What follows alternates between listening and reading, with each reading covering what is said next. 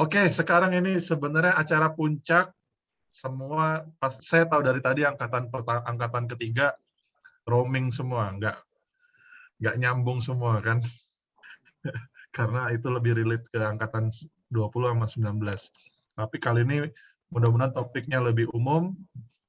Inilah profil lulusan dari Politeknik PU yang akan dijelaskan oleh Pak Arief.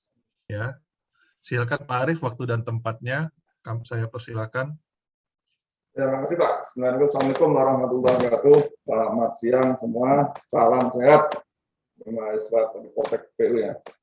Ini masih, Pak, mau nyiapin data dulu Pak Agung. Oh siap. Saya prolog dulu ya. Yang saya sampaikan ini kan sebenarnya struktur organisasi di Adikarya. Ini mungkin dari mana prosesnya kok bisa dapat struktur organisasi seperti itu yang demikian kompleks, dari mana kita belajarnya, terus apa saja struktur organisasi yang ada di proyek. Mungkin teman-teman nanti yang punya passion, punya minat di dunia konstruksi atau masuk di kontraktor, mungkin bisa mengadopsi, atau mungkin mau bikin sendiri perusahaan konstruksi, ya nanti bisa juga mungkin sebagai inspirasi ya. Belum. Apa sudah bisa dilihat di layar? Sudah Pak, sudah. Sudah ya. Oke. Jadi saya mulai ya. Waktunya sudah pendek ini Pak Agung ya. Sampai jam kurang lebih 1 kurang 10 menit lah mungkin, biar ada sesi tanya jawab Pak. Sekitar 40 menit Pak Arief. Oke, siap Pak.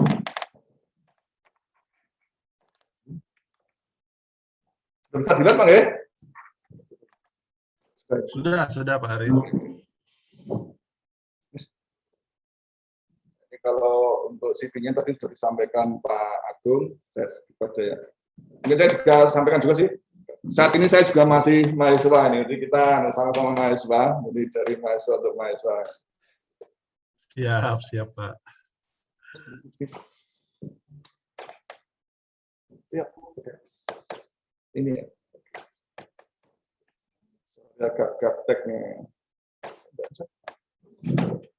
Itu bentar. Masih terfreeze ini kayaknya slide-nya.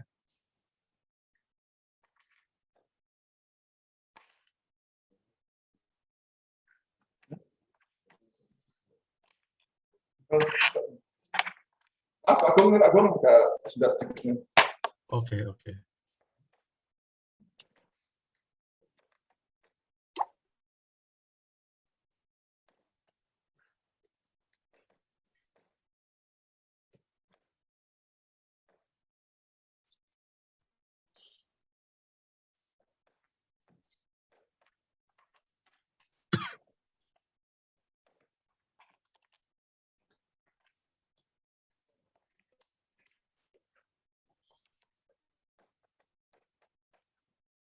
Bisa dilihat Pak Agung?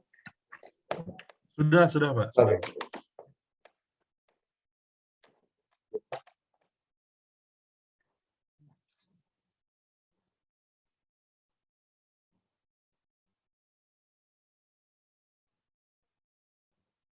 Hilang lagi. Terakhir mau error ini.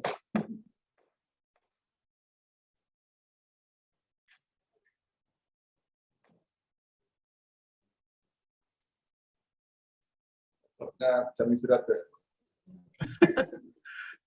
Izin Pak. Minta waktu istirahatnya sebentar Pak.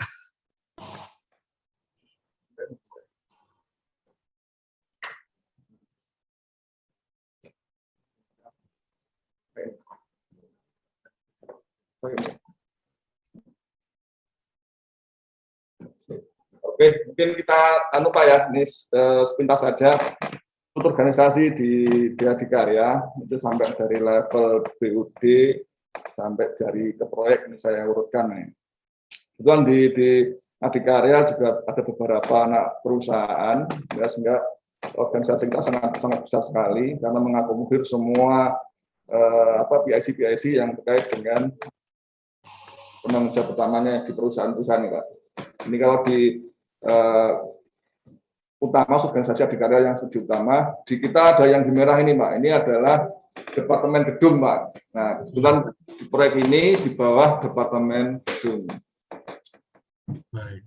Kemudian kita masuk di struktur organisasi di Departemen Gedung. Nah, ini proyeknya posisinya ada di sini, sehingga jenjangnya juga sangat panjang. Nah, ini baru di lingkup proyek. Nah, ini mungkin tadi dari pagi tadi sudah ada sampaikan juga dari Pak PIC yang terkait, ada Pak Mariono, PPN, Project Production Manager, ada Pak Setio yang tadi menyampaikan ke engineeringan, beliau di posisi Project Engineering Manager. Dan terakhir Mas Dimas. Ini Mas Dimas juga masuk di ke engineeringan. Jadi kalau di organisasi ini ada yang kelompok engineering. Nah, ini kelompok engineering yang Mas Denis Farid. Iya, ini suara. ya. Oh, mohon maaf. Nah, ini engineering nih dikepalain Pak Setio Utomo. Kalau yang ini tengah ini finance tuan tidak hadir, Pak Arifin. Ada yang di PPM tadi yang Pak Mario, di bawahnya ada supervisor, ada surveyor, ada peralatan pendukung tim produksi. Kebetulan di PPM di sini ada dua organisasi. Kalau Pak Maron tadi menyampaikan itu lebih ke cenderung ke struktur dan arsitektur. Ada yang lebih khusus lagi yang ada di MEP. Ini di MEP ada Pak Yuda sebenarnya di yang tugasnya. Ada juga selain itu ada di batang tubuh organisasi yang ada QAC Manager. Ini kenapa ada di batang tubuh supaya tidak bertanggung jawab penuh kepada project manager. Dia cenderung memberikan masukan terhadap kinerja yang ada di bawahnya. Karena mutu itu K3 juga ada bersinggungan dengan engineering, kontak langsung dengan produksi, dan ada juga benang merahnya ke keuangan atau di finance. Lanjut saja ya. Ini tadi juga relate sama yang disampaikan Pak Agung di awal. Nah, kita juga menyusunnya dulu pada saat kita menyusun itu juga berdasarkan PMBOK atau Project Management Body of Knowledge. Ini juga merupakan suatu standar yang dibentuk oleh Project Management Institute. Ini berlaku di internasional dengan tujuan agar dokumen itu menjadi acuan utama dalam pelaksanaan proyek. Harapannya dengan acuan atau kita sebut best practice tersebut dapat memberikan hasil dari proyek yang berkualitas dengan kompleksitas yang mudah dimengerti. Ini kebetulan yang saya ambil ini yang versi 5, mungkin saat ini sudah sampai di versi 7 ya Pak Agung ya. Ini ada inisiatif, plan execution, monitoring, dan terakhir closing. Setiap aktivitas ini banyak subaktivitas yang lain, sehingga setiap aktivitas harus ada penanggung jawabnya. Makanya dibutuhkan PIC, makanya di organisasi ada yang bertanggung jawab dengan job desk yang sudah digariskan dari perusahaan. Ini kurang lebih kalau secara umum ini bisa diterapkan di semua manajemen yang lain juga, tidak terkait dengan di situ saja, di kontraktor saja. Selalu ada initiating, planning, executing, monitoring, dan closing. Masing-masing tahap fase ini ada aktivitasnya, banyak ini aktivitasnya. Dan itu pasti ada penanggung jawabnya. Di proyek pun juga kalau dijabarkan juga bisa kompleks, dan antar penanggung jawab itu juga punya hubungan koordinasi, hubungan arahan atasan ke bawahan. Nah, itu sudah diatur dalam, kalau di kita istilahnya job family. Ini dari PMBK itu dengan kita melaksanakannya ada beberapa manfaat dan tujuan. Pertama pasti memenuhi tujuan bisnis, memenuhi harapan pemangku kepentingan, lebih mudah diprediksi tingkat peluang keberhasilan memberikan produk yang tepat pada waktu, dan nanti bisa dibaca di dokumen yang saya share nanti. Ini beberapa parameter penilaian personal. Jadi apakah seseorang itu layak untuk menempati posisi PIC dari masing-masing unit. Kita punya tools-nya. Sebenarnya tool-nya ini juga ada angka-angkanya. Mungkin yang lebih pas nanti ya di SDM-an, karena banyak isian-isiannya ya. Mungkin secara umum di Adikarya mengadopsi kriteria pertama integrity, ada enthusiastic, yaitu motivasi, penuh energi dan mungkin impulsifnya, semangat, spontan, itu bisa diukur. Ada tools-nya. Ada yang terkait dengan inovasi, ada yang terkait dengan inisiatif, seberapa inisiatifnya itu bisa diukur. Ini ada beberapa informasi seeking, analytic thinking, conceptual thinking, ini SDM banget lah ini. Achievement draft, ini penting juga, memiliki tekad atau keinginan untuk bekerja dengan lebih baik atau melampaui standar prestasi diri sendiri. Jadi cenderung ke men-challenge diri sendiri untuk lebih berkreativitas, mencapai hasil melebihi yang dapat distandarkan oleh perusahaan. Ini orang-orang yang bisa mengerjakan ini pasti akan punya posisi tersendiri di perusahaan, punya penilaian tersendiri di perusahaan. Selain itu juga ada building business partnership, ada concern for order, relationship building. Ada ini untuk yang di level manajerial, visionary leadership-nya, teamwork-nya, karena disadari semua kalau kita selalu bekerja dalam tim, tidak bisa sukses sendirian. Karena banyak organisasi, banyak yang terlibat. Leadership ini panduan dari Kementerian BUMN sebenarnya. Ini quote-nya, quote dari mulai entry point sampai ke level tertinggi di dalam organisasi di Adikarya. Ini ada proses rekrutmen di kita, banyak entry point-nya bisa melewati banyak tahapan. Ada yang postgraduate, ini untuk yang dapat beasiswa itu, fresh graduate bagi yang seperti zaman dulu ini yang MT, ada CMDP ini khusus untuk project production manager. Nanti endingnya itu dia mencetak PPM handal. Selain ini juga sebenarnya bisa lewat proyek, bisa lewat proyek langsung diinisiasi oleh project manager. Nanti memang lebih panjang jadinya. Nanti dari project manager akan mengusulkan ke SDM untuk bisa di-assessment apakah layak masuk ke kriteria-kriteria yang tadi saya sampaikan. Nah, kalau di level PM itu harus melewati program nih, Project Manager Development Program. Ini juga ada pendidikannya kurang lebih 6 bulan. Untuk bisa masuk di PMDB ini juga ada tesnya tentunya. Ini bisa sampai ke direktur. Roadnya masih panjang. Jadi kalau saya di sini untuk mencapai di ujung masih banyak tahapannya. Nah, ini masuk di penanggung jawab di proyek masing-masing jobdesk-nya.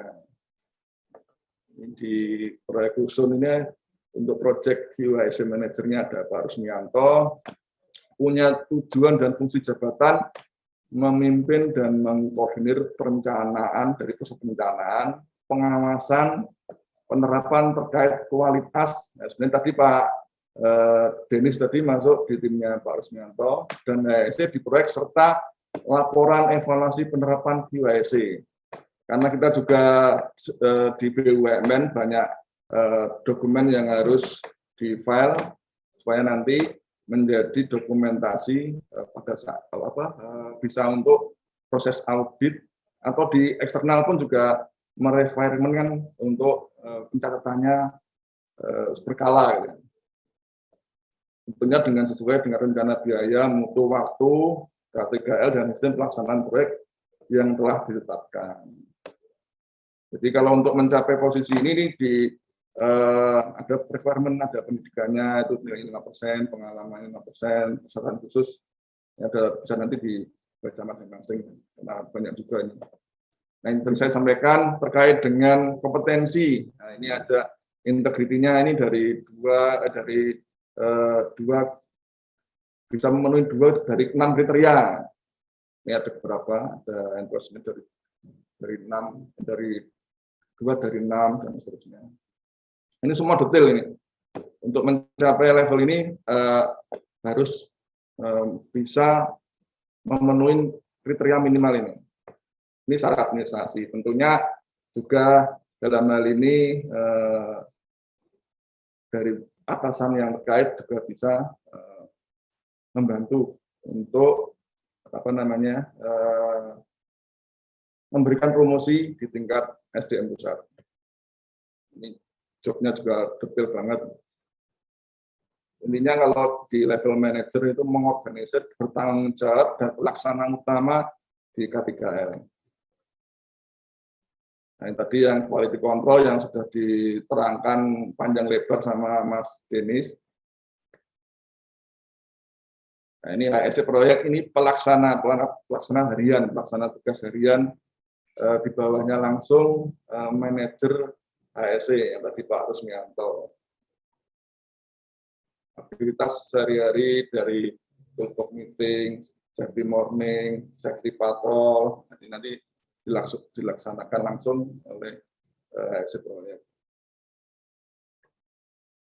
Nah, ini Pak Setio, Project Engineering Manager, tadi sudah diterangkan juga panjang lebar. Tujuan dan fungsi jabatan utamanya adalah mengelola dan mengkoordinasikan setiap kegiatan proses.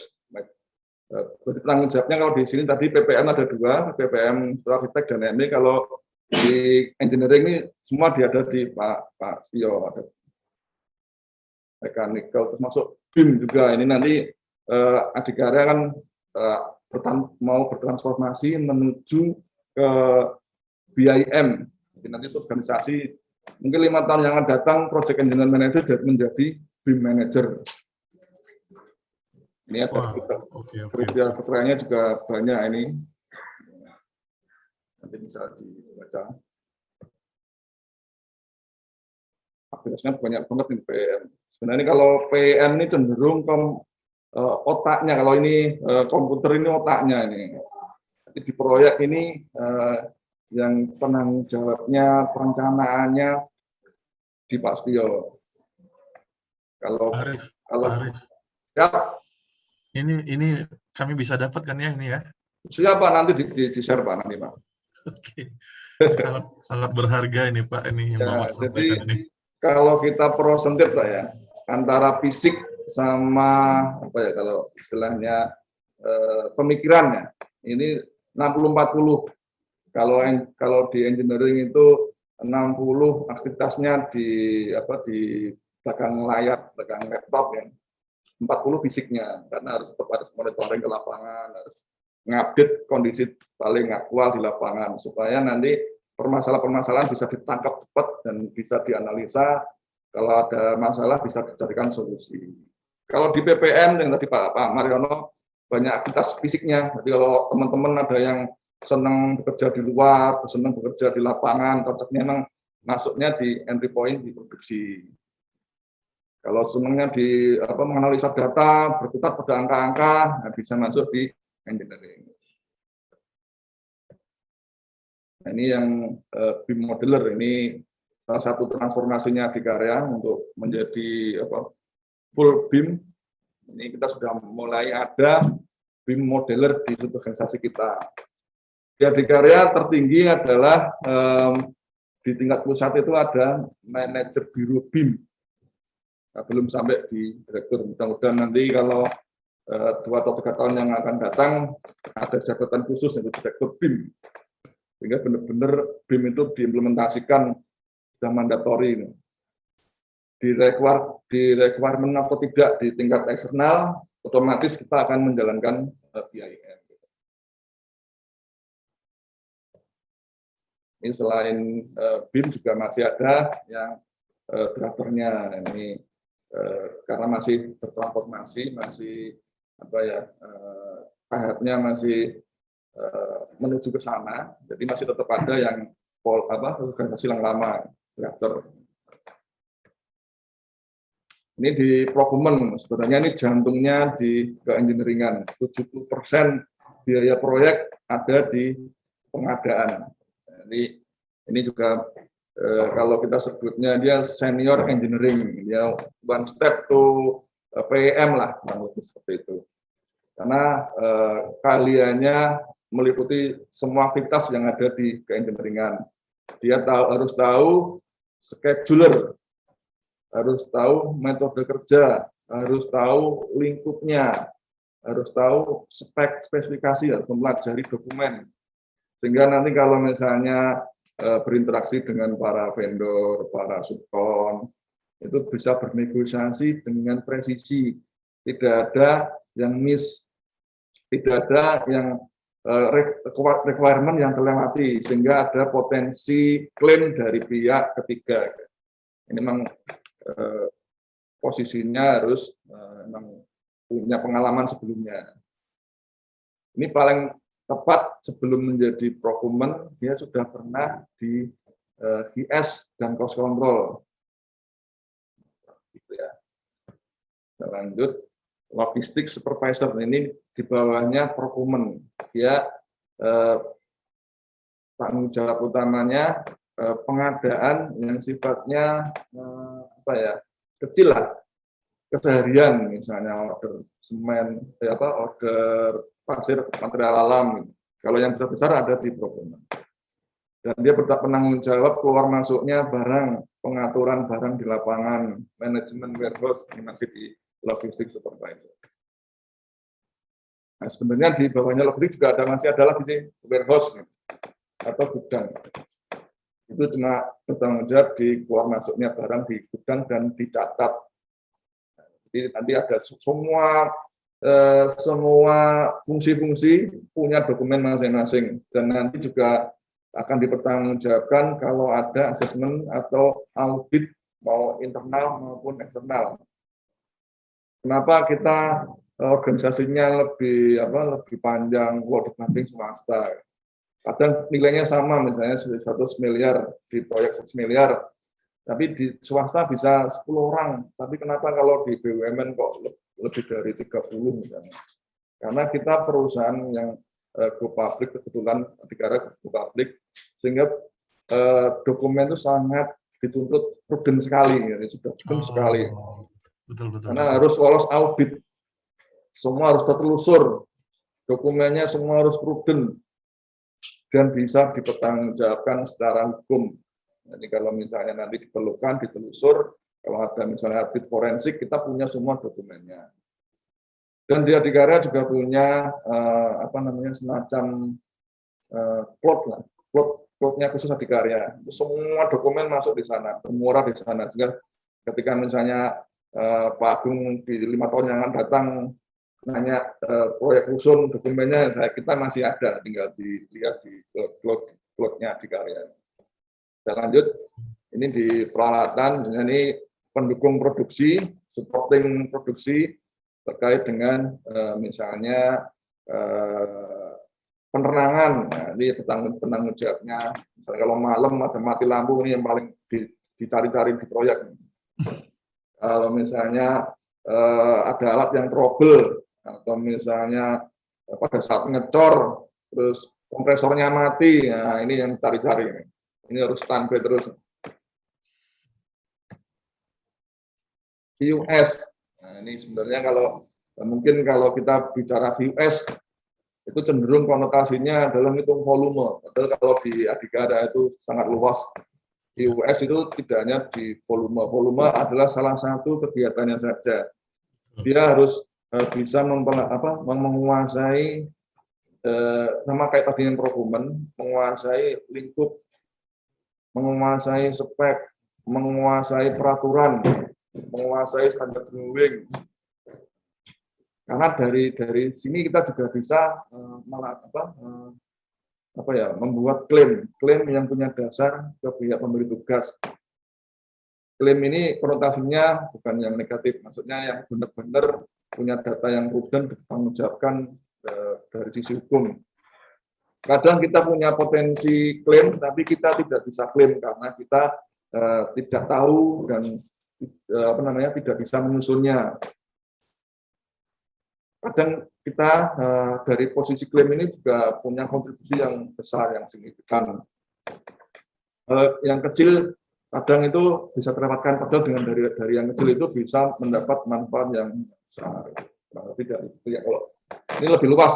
Ini kalau di proyek-proyek swasta, ini yang selalu berinteraksi. Kalau di proyek swasta itu ada juga konsultan PS-nya. Jadi kita beradu argumen.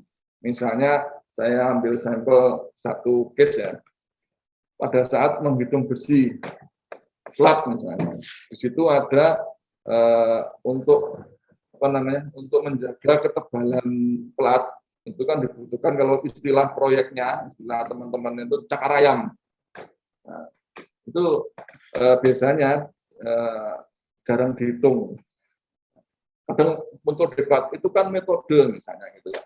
Nah, kita bisa membuat argumentasi, lihat di standar drawing, apakah standar drawing itu disyaratkan atau tidak gitu. Kalau disyaratkan berarti itu bukan metode, tapi itu adalah requirement. Kalau requirement harus dihitung volumenya. Kalau kita tidak bisa berargumen seperti tadi yang saya sampaikan, itu metode. Kalau kita bilang iya, berarti potensi kita menambah volume di cakar ayam akan hilang. Cost control sebenarnya ini terkait dengan kegiatan di internal di adikarya, sistem di adikarya. Jadi fungsinya adalah memimpin dan mengarahkan seluruh aktivitas pengendalian biaya. Jadi pengendali biaya pelaksanaan proyek agar dapat mencapai sasaran yang ditetapkan. Jadi memberikan masukan posisi biaya yang dipotret, bisa mingguan, bisa 2 mingguan. Tapi kalau yang terlapor di pusat bulanan, kita akan memotret di akhir bulan. Posisi kita seperti apa. Tapi kalau di lingkup proyek bisa dipotret di mingguan. Bisa ini sebagai sistem early warning bagi project manager atau PM untuk mengetahui kondisi aktual dari sisi biaya. Dari cost control akan memberikan warning, posisi saat ini ada potensi over ini, jadi harus disikapi supaya proses procurement proses pengadaan tidak mengalami hambatan, sehingga harus ada nanti perubahan kode kita. Di awal itu RAP kita sebut master RAP. Itu adalah kitabnya di pengendalian biaya. Semua perubahan harus ada proposalnya. Jadi tidak ya ini kayak seperti yang juga seperti membuat laporan gitu ya. Ada proposalnya untuk merubah kenapa berubah, terus efeknya seperti apa, solusinya bagaimana supaya bisa yang tadinya over bisa dapat balancingnya gitu. Sehingga kalau disampaikan ini efek ini tidak menimbulkan tidak mengurangi di laba misalnya, itu akan lebih cepat daripada kalau kita kejadian ini ini menimbulkan dampak di laba, itu pasti dari pusat akan lebih resisten terhadap proposal kita. Ini teknis untuk lebih ke cenderung ke internal adikarya. Mungkin dari sini ada yang bertanya atau saya lanjut ini Pak Agung? Saya pikir lanjut aja dulu Pak. Siap. Di belakangan aja kita ini. Ya. Ini scheduler. Scheduler ini saya kenal ini. Nah ya, Mbak Safira, Mbak masih Mbak ini. Iya. Nah, ini mengatur ritme, ini playmaker ini kalau di main bola ini. Dia yang menjembatani antara engineering dan produksi dari sisi waktu gitu. Nah, misalnya ada case gitu kan, efeknya itu dari mana sumber-sumber masalahnya, mungkin dari biaya, dia akan menginfo ke PM dan cost control supaya untuk segera membalancing biayanya, overmindernya bisa ketemu, sehingga nanti masalah di lapangan bisa teratasi. Terus juga bisa memberikan brief ke pihak produksi. Ini harusnya kalau dikerjakan seperti ini kayak tadi yang disampaikan Pak Setio, kalau STP dikerjakan dipangkas dari lintasan kritisnya, ini akan memberikan impact percepatan. Nah, ini akan dari scheduler ini bisa kita tersaji simulasi dari si waktu. Apakah posisi waktu ini masih tercapai? Kalau misalnya ada satu di lintas kritis ada yang molor, kalau tidak disikapi dari awal bisa menyebabkan proyek akan terlambat. Gitu. Jadi dia akan berusaha untuk men-tracking ulang. Ada yang telat, di-tracking ulang dengan solusi percepatan atau tadi yang disampaikan Pak Astio di awal sama Pak Mat juga tadi. Ini administrasi kontak, reporting, dan dokumen manajemen sistem. Nah, ini sumber datanya semua bermuara di fungsi ini di Pak Diki. Ini juga ada teknik khusus untuk menyimpan dokumen supaya ketika kita membutuhkan dokumen itu lebih cepat. Kadang kalau pada saat kita ada audit, kita minta dokumen apa, memberikannya lambat. Nah, ini teknisnya di ATEK ini juga mempengaruhi. Ini juga meliputi pelaporan, pengendalian dokumen, keseluruhan lah ya. Nanti bisa dibaca. Ya. Kalau project finance manager, nah ini yang terkait dengan aktivitas keluar masuknya uang, yang membukukan, yang bertanggung jawab, ini yang berkomunikasi dengan pihak pusat terkait dengan keuangan, suplai, mana yang harus dibayar, dengan dokumen-dokumen ya yang ada di pemberkasan ya. Misalnya ada subkon atau vendor, ini sudah masuk di jatuh temponya, harus segera dibayar. Atau berarti di bulan ini kita berpotensi untuk positif net cash flow, atau kebalikannya negatif cash flow, harus segera dilakukan percepatan di cash in, harus segera digeber. Misalnya kita disyaratkan untuk 10% untuk bisa menagih gitu. Nah, misalnya sudah tercapai 9, makanya dipercepat untuk 10 supaya bisa ditagihkan. Jadi nanti ini juga early warning bagi project manager dari PFM ini. Nah, ini di PFM juga ada fungsi yang di bawahnya, tentunya yang membantu kerja dari PFM, bisa dari akuntansi, dari perpajakan, dari pertanggungjawaban kas harian. Ini yang administrasi dan pajak proyek, karena kita perusahaan BUMN, semua harus ada pajaknya, taat pajak. Bukan adikarya ditunjuk dari dinas pajak sebagai wajib pungut. Jadi kita panjang tanganan dari dinas pajak ditetapkan sebagai wajib pungut. Ini yang tadi yang dari di awal tadi yang melakukan presentasi dari project production manager, ini bertanggung jawab di proses produksi. Ini Pak Mariono, ini juga memberikan metode-metode yang efisien. Terkait mutu ini juga bersinggungan dengan kerjanya Pak Denis, karena sebenarnya Pak Denis itu sebagai polisinya ini, Pak Mariono ini. Supaya kadang kan dengan progres yang cepat, dengan waktu yang pendek, kadang sering loss di mutunya, sehingga dengan kehadiran Pak Denis, fungsi QC ini menjadi pengeremnya. Tetap mutu nomor satu, sehingga kita kembalikan ke SOP. Nah, ini Pak Mat dalam tugasnya dibantu beberapa supervisor, ada supervisor struktur, ada supervisor arsitek. Ini salah satunya. Ini tujuan dan fungsi jabatan supervisor memimpin dan mengarahkan seluruh aktivitas pelaksanaan proyek terkait pengawasan pelaksanaan pekerjaan konstruksi sesuai dengan rencana, selalu sesuai dengan rencana biaya untuk waktu K3L dan sistem pelaksanaan proyek. agar sesuai dengan sasaran yang telah ditetapkan.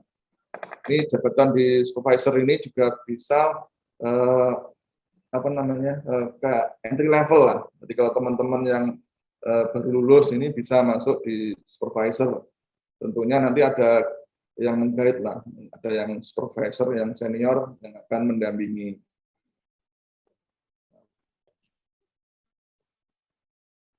Surveyor ini sebenarnya terkait dengan bangunan berdiri di posisinya, koordinat bangunan supaya bangunan nggak menceng, kolom dari lantai 1 sampai lantai 8 bisa lurus. Nah, ini yang penanggung jawabnya surveyornya. Ini sampai miss bangunan bisa miring. Jadi kalau di surveyor ini ada 3 hal yang harus diperhatikan supaya koordinat itu tidak miss. Pertama adalah alatnya. Dia harus concern, harus mengecek selalu terhadap kalibrasi alat. Apakah sudah melewati batas waktu kalibrasinya? Kalau sudah melewati harus segera dilakukan kalibrasi ulang. Jadi, alat ini menjadi faktor utama yang harus selalu dalam kondisi yang terbaik. Kedua, surveyor yang mengambil data. Ini juga harus punya skill khusus, karena salah mengambil data akan menyebabkan kesalahan yang fatal. Yang ketiga adalah surveyor yang punya fungsi pengolah data. Tapi yang teman yang ambil data, yang terakhir adalah pengolah data. Ini mengolah data yang bagus dengan pengolahan yang jelek akan yang ada adalah hasil yang jelek juga. Gitu. Jadi 3 komponen ini tidak boleh ada satupun yang miss. Ini juga menjadi faktor yang sangat diperhatikan sekali di proyek. 3 komponen yang tidak boleh miss di surveyor. Jadi dia harus konsentrasi penuh, harus selalu mengkoreksi dari hasil data-data yang ada. Jadi seperti itu. Nah, mungkin itu Pak Agung yang bisa kami sampaikan terkait dengan KSDM-an. Mungkin ada teman-teman mahasiswa yang tertarik untuk bergabung mungkin di BUMN Karya atau di Karya. Itu salah satu fungsi-fungsi yang ada di unit project. Atau mungkin kalau mau bikin sendiri perusahaan di kontraktor, ya, mungkin bisa menjadi inspirasi. Monggo Pak Agung, saya kembalikan, mungkin bisa lanjut ke Ranjat. Ya. Baik, terima kasih Pak Arief. Tadi saya lihat materinya, saya bersyukur sekali saya mengadakan acara ini. Persis seperti yang kami bayangkan Pak, materinya Pak. Apa-apa yang dibutuhkan tadi. Pak Arief, boleh sedikit slide-nya mundur Pak ke salah satu posisi Pak? Yang mana Pak? Ke apa ya tadi Pak Mariono aja boleh deh Pak Mariono. Pak Mariono. Ya. Nah ini Pak. Bukan. Nah ini. Ini Pak Mariono. Ingin sedikit menyimpulkan dan memberikan. Enggak. Saya ingin sedikit memberikan wawasan ke mahasiswa. Coba kita lihat nih, ya. Yang ternyata yang dilihat itu 50%, ya, 50% itu soft skill ya, integritas, antusiasme, kreativitas, inisiatif, ya, selalu mengembangkan diri, berpikir konsep, ya, berpikir analitis. Nah ini susah membangunnya kalau tidak bisa instan, ya. Jadi perlu kita bangun pelan-pelan mulai dari sedini mungkin, ya. Ini satu catatan penting yang bisa saya sampaikan. Nah ini karena waktu kita sudah jam 1 dan mungkin saya akan buka pertanyaan tapi tidak banyak-banyak. Mungkin 2 atau 3 orang paling banyak. Namun sebelum itu Pak, saya ingin bertanya dulu nih ke Pak Arief nih Pak. Ya Pak. Pak Arief, dari tadi saya lihat job requirement-nya S1. Saya ingin bertanya, D3 bisa melangkah sejauh mana Pak? Walaupun saya tahu dalam dunia nyata yang berbicara nanti adalah kemampuan. Bahkan saya pernah ada di dalam suatu proyek di mana project manajernya lulusan STM, lulusan SMK. saya pernah ada di dalam proyek yang seperti itu. Nah, cuman secara umum, secara konseptual dan berdasarkan pengalaman Pak Arief di Adikarya, sebenarnya kalau untuk D3 itu jalurnya seperti apa ya? Karena saya lihat dari tadi hanya ada di supervisor ya. Di lapangannya seperti apa Pak itu Pak? Jadi kalau di Adikarya Pak, entry level masih bisa Pak untuk di D3. Tapi Di untuk semua posisi ya Pak? Entry level bisa itu Pak. maksudnya level yang Misalnya mana aja di Pak? entry level misalnya di keengineeringan Pak, itu bisa di PS. Oke. Entry level lah itu ya. Kalau di engineering director bisa. Artinya nggak cuma supervisor ya Pak ya? Enggak Pak, di setiap Pak apa namanya? Di setiap unit ya, saya bilang unit engineering unit, ada, di unit produksi juga ada, di unit K3 ada, di keuangan pun juga ada. Semua ada entry levelnya. Oke, jadi setiap entry level itu D3 bisa starting dari situ ya Pak ya? Bisa Pak, tapi kalau untuk maju Pak, untuk berkembang lebih lanjut, itu harus punya keinginan untuk maju dari dirinya sendiri. Kompetensinya harus disiapkan, saat administrasi tetap ada. Oke. Kalau yang tadi Bapak sampaikan tadi misalnya D3 tapi sampai level, nah itu khusus Pak. Pasti punya skill yang tidak ada duanya itu. Kayak Pak Mariono ini tidak ada duanya seperti itu. Oke. Nah, tapi itu kan jarang Pak. Nah, lebih bagus kalau kita pengen maju ya kita lengkapi semuanya. Secara administrasi kita masuk, secara skill juga masuk, semuanya masuk, itu pasti akan lebih mudah untuk maju. Oke, berarti saya klarifikasi untuk entry level nggak hanya terbatas di produksi Pak ya, di engineering bisa semuanya bisa. Pak. Cuma karena dari tadi saya lihat S1 Bapak ganti slide S1 lagi gitu Pak. Ya, pada prinsipnya karena ini kan Pak, ini kondisi realnya Pak. Sekarang yang S1 aja banyak loh Pak, yang belum dapat giliran ya, saya bilangnya gitu ya. Oke. Jadi pasti stok di marketnya di lapangan banyak. Tapi untuk D3 juga masih bisa. Tapi kalau pengen maju ya harus meningkatkan, mau sekolah lagi gitu. Oke, baik. Oke, saya buka pertanyaan. Paling banyak 2 orang ini, silakan. Karena sudah waktu kita sudah tipis. Izin Silakan. bertanya, Pak. Silakan, Lana. Untuk mengenai pelaksanaan percepatan tadi, Pak, sama quality control. Oke, silakan. Nah, untuk melaksanakan percepatan, seringkali pada pelaksanaan pekerjaan di lapangan itu para pekerja sering melupakan K3 dan pelaksanaannya itu tidak sesuai dengan SNI.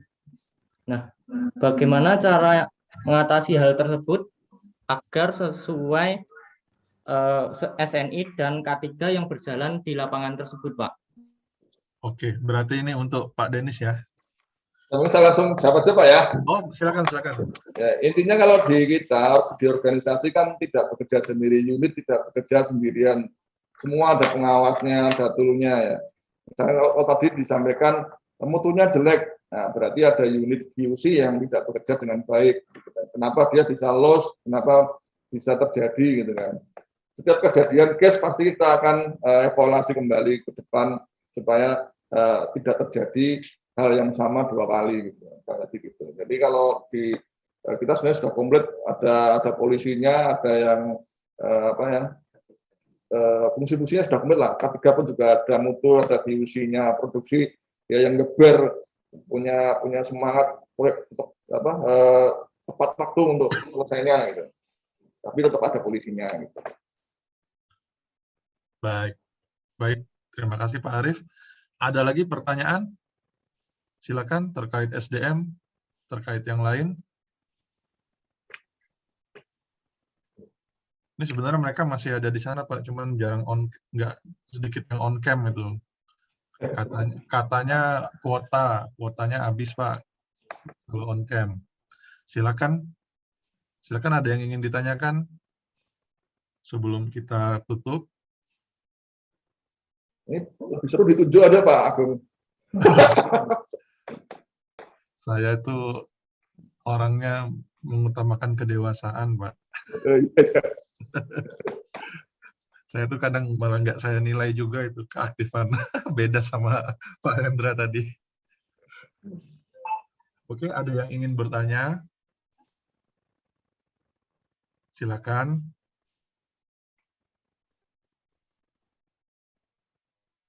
Gebi, silakan Gebi.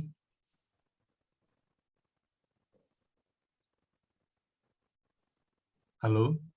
Ini materinya menarik sekali loh tadi yang terakhir itu, SDM itu. Dan saya lihat, wah kurikulum kami harus menyasar itu. Gitu ya Pak Arif ya? Iya Pak. Sebenarnya di kita Pak, kadang fresh graduate begitu masuk itu ya masih nol Pak, masih ngajari dari nol. Nah, atau mungkin Pak Arif bisa sedikit bercerita Pak, yang Pak Arif temuin di lapangan tuh keluhan Pak Arif terhadap fresh graduate itu kayak apa ya Pak? Nah, contoh ini Pak. Yang sering ditemuin Pak. Oke. Saya itu kemarin susah Pak nyari scheduler yang bisa MS Project Pak.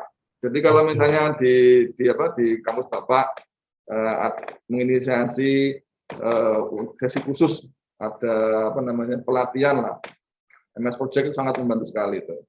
Oh baik. Karena di BIM pun Pak juga basicnya dari MS Project. Iya betul. Tapi yang paling utama karena hampir semua BUMN itu sudah mulai bertransformasi untuk ke full BIM. Jadi harus familiar itu semua software yang terkait BIM harus sudah familiar. Baik. Oke, itu dari sisi hard skill Pak. Kalau dari sisi attitude Bapak yang paling nyebelin Bapak pernah ketemu fresh graduate kayak apa Pak? Kalau kita kan Pak sebelum masuk kan pasti ada interview, ada assessment lah, ada tesnya lah. Ya, walaupun sebenarnya misalnya tesnya visual, misalnya kita calon yang mau masuk itu kita undang untuk interview dari situ sana, sebenarnya kita sudah bisa melihat apa yang kita butuhkan, apa ada di dia gitu. Oke. Karena mungkin kita sudah sering berinteraksi, sering melakukan interview, jadinya lebih tajam. Rata-rata yang kita pilih ya sesuai dengan yang kita butuhkan gitu Pak. Oke. Tapi satu hal Pak, ini yang mungkin resep ini ya. Saya itu melihat dan mempelajari teman-teman, saya lihat yang paling sukses itu orang yang mau bekerja keras Pak. Oke. Terus satu lagi, milenial itu cenderung ke hasil. Apakah kurang sabar terhadap hasil. Hasil dalam hal ini terkait dengan penghasilan Pak. Nah, itu saya selalu berhitung gitu. Saya lihat amati itu orang yang suka berhitung itu malah cenderung kurang berhasil di dalam terutama yang di BUMN lah. Karena di BUMN itu yang dicari yang sabar gitu. Iya. Oke. Meniti karir itu panjang, prosesnya itu panjang. Iya. Dan orang-orang sabar pengennya cepat langsung melompat di atas gitu. Padahal kompetensinya belum bisa gitu. Betul. Nah, itu dia tadi resep paling penting, harus sabar ya, bekerja keras, dan mungkin tadi sudah dijelaskan juga integritas, inisiatif, dan antusiasme itu yang penting. Kalau saya sendiri membangun antusiasme tentu dari pemahaman dulu. Ketika kita sudah tahu konsepnya, nanti berjalan sendiri inisiatifnya. Kadang kita itu bukan nggak berinisiatif, Pak, tapi nggak tahu mesti ngapain gitu. Nah, itu karena nggak tahu kan, karena kurang pengetahuan. Ketika kita sudah cukup pengetahuannya atau selalu mengupdate mengembangkan diri, biasanya inisiatif datang sendiri. Oke, saya kasih kesempatan terakhir. Mungkin ini karena waktunya sudah lewat ini Pak. Mereka mungkin ada banyak aktivitas lain, jadi saya bisa memaklumi ini. Saya menambahkan sedikit, Pak Agung, boleh? Silakan Pak Hendra, silakan. Baik, terima kasih Pak Agung dan juga Pak Arif. Sebetulnya saya ingin menekankan kembali saja yang sudah disampaikan oleh Pak Agung dan juga oleh Pak Arif. Jadi begini, Pak Arif, mohon izin, sebetulnya pada saat kita pembukaan mahasiswa baru gitu Pak ya, kemarin oleh Pak Menteri itu sudah menyampaikan begini kepada teman-teman mahasiswa baru kami Pak, bahwa smart is not enough ya, dan yang paling penting kita harus punya akhlakul karimah. Artinya sebetulnya yang namanya tadi kalau misalnya kita lihat saja dari paparan Pak Arif di awal itu tidak pernah berbicara membahas masalah pendidikan. Tidak pernah membahas masalah pengalaman kerja. Tidak pernah membahas masalah SKA tertentu. Tapi di awal dari slide Pak Arif, sebetulnya teman-teman mahasiswa bisa melihat Pak Arif sudah membahas masalah integrity, enthusiastic, innovation and creativity, inisiatif, semuanya di situ. Dan begitu teman-teman lihat ya, kawan-kawan lihat slide berikutnya oleh Pak Arif itu, ketika kita ingin menempati suatu posisi tertentu, kita bisa lihat ternyata job qualification requirements-nya, pendidikan itu hanya 5%, pengalaman pun hanya 5%, behavior 50%. 50%. Artinya kawan-kawan, apa yang disampaikan Pak Menteri di awal kemarin itu, tolong menjadi sebuah cambukan bagi kawan-kawan bahwa IPK kalian boleh 4, IPK kalian boleh 3,9, tapi begitu kalian nanti masuk di dunia kerja, attitude itu jauh lebih penting. Mau bekerja keras yang tadi disampaikan oleh Pak Arif itu jauh lebih penting daripada kalian punya IPK 3,9 tapi kalian tidak punya attitude yang baik. Mungkin itu yang ingin saya tegaskan mungkin kepada kawan-kawan semua. Begitu Pak Agung dan juga Pak Arif. Baik, terima kasih sekali Pak Andra. Siap Pak. Oke, Pak Arif masih ada yang ingin disampaikan Pak? Cukup Pak dari kami Pak. Cukup ya, oke. Sekarang saya mau cek sound dulu. Cek sound on cam, tolong mahasiswa. Mahasiswa cek sound. Tolong on cam, tolong ininya dibuka, mic-nya. Mic-nya dibuka, mic-nya. Oke ya. Kita sama-sama beri aplaus kepada 4 narasumber kita hari ini. Pak Arif, Pak Setio, Pak Mariono, dan Pak Denis.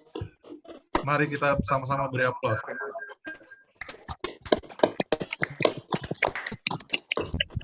Pak Arif dan tim, sekali lagi saya ucapkan.